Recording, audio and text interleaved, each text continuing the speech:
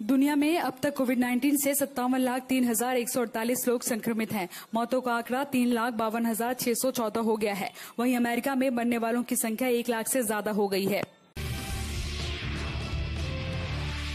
देश में कोविड-19 के मरीजों की संख्या 1,54,365 हो गई है। वहीं सरकार ने बताया कि हमने टेस्टिंग कैपेसिटी बढ़ाई है। 624 लैब में 32 लाख से ज्यादा सैंपलों की जांच की गई है।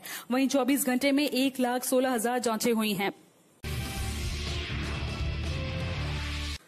सुप्रीम कोर्ट ने बुधवार को सरकार से कहा कि ऐसे प्राइवेट अस्पतालों की पहचान करे जहां कोरोना के मरीजों को फ्री या मामूली खर्चे पर इलाज मिल सके। कोर्ट ने कहा कि जिन अस्पतालों को फ्री या बहुत कम रेट पर जमीन मिली है उन्हें कोरोना के मरीजों का इलाज भी मुफ्त में करना चाहिए।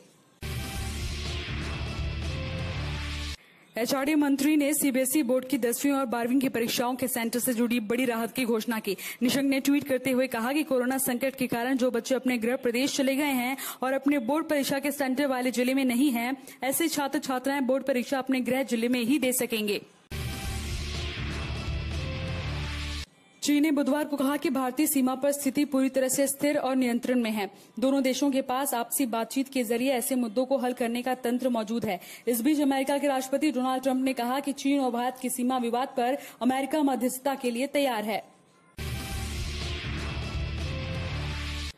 भारत के कुछ भूभाग को समेटकर नया नक्शा प्रकाशित करने के बाद राजनीतिक और कूटनीतिक संबंधों में आए दरार के बीच नेपाल ने एक कदम पीछे हटाया है। नेपाल की तरफ से जारी नए नक्शे को देश के संविधान में जोड़ने के लिए आज संसद में संविधान संशोधन का प्रस्ताव रखा जाना था, लेकिन नेपाल सरकार ने ऐन मौके पर संसद की कार्यसूची से आज संविधान संशोधन की कार्रवाई को हटा दिया।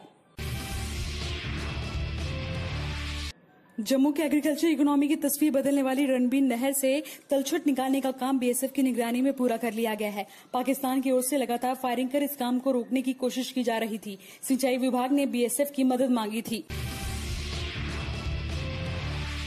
देश के सबसे बड़े bank state bank of India ने एफडी पर ब्याज दरें घटाने का फैसला किया है।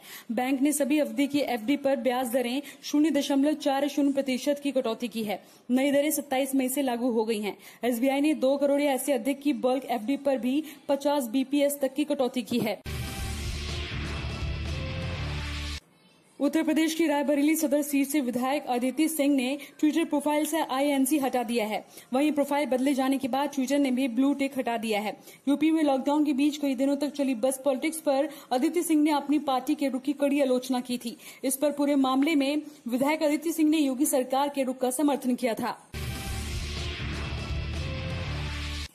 राजस्थान का चूरू बुधवार को लगातार दूसरे दिन देश का सबसे गर्म शहर रहा।